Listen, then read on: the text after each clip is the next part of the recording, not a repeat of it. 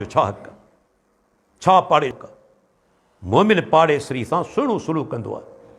सैयदना उमर बिन ख़त्ताब रज़ी अल्लाह अन्हु, अल्लाहु अकबर, मौजूदु आहे।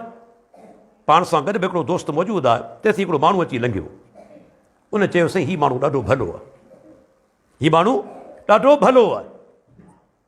सैयदना उमर बिन ख़त्ताब चयो, तूं कीअं थो चवीं भलो आहे? टे ॻाल्हियूं तूं नोट कयूं आहिनि। पहिरीं ॻाल्हि, तूं कॾहिं हिन सां गॾु सफ़र कयो आहे? चयो, अमीरुल मोमिनीन कॾहिं बि न। छो सफ़र में सुञाणप थी वेंदी आहे, सफ़र में सुञाणप थी वेंदी आहे। चङो माण्हू आया न, अव्हांखे तंग करे थो, परेशान करे थो, ईज़ाए थो, सम्झी वठो चङो माण्हू कोन्हे। सफ़र में सुञाणप थी वेंदी आहे माण्हुनि जी। सफ़र तो कयो आहे गॾु? चईसीं कॾहिं बि न। ॿिए नंबर ते, कॾहिं ॾेती लेती कई अथई? अॼु आहिनि अहिड़ा माण्हू, उधर खणंदा आहिनि, मोटाए कोन ईंदा आहिनि, कर्ज़ खाई वेंदा आहिनि। इहो कर्ज़ को मामूली गुनाह आहे, शहीद खे माफ़ कोन्हे। 500 गोराल लाश खॼी ईंदो, पुछंदा हिन ते कर्ज़ त कोन्हे? चवंदा कर्ज़, पर सल्लू अला साहिबिकुम, पंहिंजे साथी ते तव्हीं जी नमाज़ पढ़ो, पाण कोन पढ़ंदा। पाण फरमाइनि था जेको मक़रूज़ आहे उहो कर्ज़ जे करे लटकयो पियो आहे, जन्नत में दाख़िल न थींदो जेसि ताईं कर्ज़ अदा न कयो वञे। इहो मामूली गुनाह कोन्हे जो कंहिंखां पैसा उधर खणी वरी उनखे तव्हां अदा बि न करियो। वॾो गुनाह आहे, गुनाह कबीरा, यादि रखी छॾियो। तंहिंजे करे हज़रत उमर छा चयो रज़ी अल्लाह अन्हु, तो कॾहिं ॾेती लेती कई आहे? चयोसीं कॾहिं बि न। छो ॾेती लेती में सुञाणप थी वेंदी आहे न। तव्हां पैसा कंहिंखे ॾिना, कॾहिं कर्ज़ तौरु ईमानदारी सां वक़्त ते अदा कई, सम्झी वठो सुठो माण्हू। कॾहिं देरि बि थी तॾहिं बि हली आया ऐं मजबूर आहे, 2-3 ॾींहं अञा मूंखे मोहलत ॾियो, माना भलो माण्हू आहे, अहसासु त अथसि न।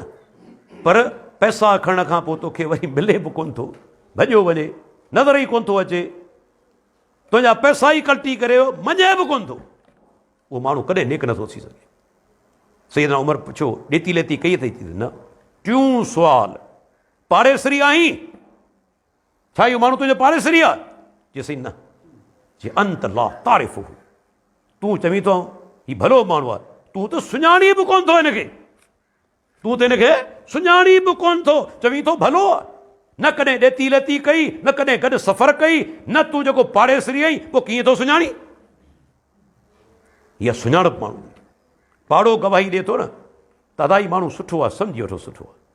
छो पाड़ो अव्हांखे रोज़ाने अखियुनि सां ॾिसे पियो। ग़ैर तव्हांजी कहिड़ी तारीफ़ कंजे, 1000 मैल परे आहिनि, 100 मैल परे, हुनखे कहिड़ी ख़बर तूं छा हिते करीं पियो, कहिड़ा हक़ कारा करीं पियो, ख़बर कोन्हे हुननि खे। पाड़ेसरी चवे भलो माण्हू आहे, यकीनन इंशाअल्लाह हूंदो, छो त तूं 24 कलाक हुननि जे साम्हूं अखियुनि जे आॾो आहे। तंहिंजे करे दोस्तो, पंहिंजे पाड़े सां सुहिणो सलूक करे। कंहिं ते परेशानी अचे पोइ हिते न हटो। दौलतमंद आहियो, अलाह दौलत ॾिनी आहे, ताउन करियो। इहे पैसा कहिड़े कम जा तव्हांजे? जेकॾहिं के मुस्लमान भाउ जे लाइ बि कम न अचनि, क़बर में खणी वेंदे, रब तोखां पुछंदो कोन। क़यामत अहिड़ी, मुस्लमान भाउ पाड़े जे अंदरि वीचारो परेशान हालो, तो कहिड़ी मदद कई हुन सां? छा जवाबु ॾींदासीं? ग़रीबी जो डपु, ग़रीबी जो डपु केरु ॾियारींदो आहे? क़ुर में अलाह फरमाए शैतान ॾियारींदो आहे। शैतान तव्हांखे ग़रीबी जो डपु ॾियारींदो। अलाह पंहिंजे फज़ल जो वाइदो कंदो, बरकतूं। यब्न आदम अनफिक उनफक अलैक, यब्न आदम अनफिक उनफिक अलैक, ऐं इब्न आदम तूं ख़र्च कर अलाह जे बाननि ते, उनफिक अलैक, ऐं तो ते ख़र्च कंदुसि। अल्लाहु अकबर। कॾहिं ॾियण सां माण्हू अलाह जे रस्ते में खुटो न आहे।